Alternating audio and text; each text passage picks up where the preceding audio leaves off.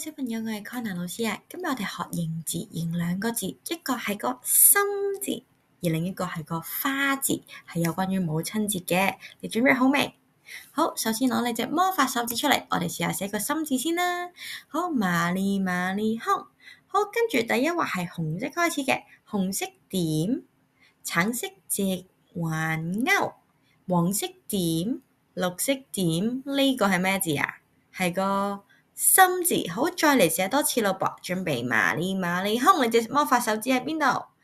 好，跟住寫點隻環鈎，點點心。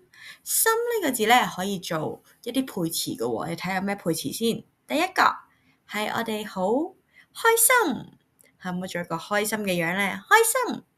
第二個愛心，你可唔可以用你嘅手做一個好大嘅心心啊？愛心，非常好啦。好，我哋學第二個字咯喎。第二個字係花，花。好，又係魔法手指，麻利麻利空。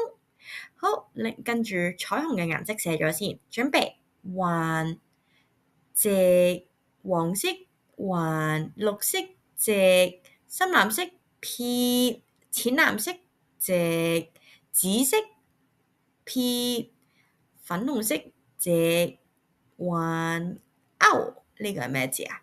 花字，有啲多筆畫嘅，你可唔可以做到啊？好，咁我哋一齊嚟試下咯喎。準備開始，紅色環，隻環，隻撇，隻撇，隻環鈎。呢個係咩字？花，係啦，花嘅配詞有第一個花兒，跟我讀啊，花兒。好，第二個，咦？呢個維修工人佢整緊啲咩啊？我哋嘅咩啊咧？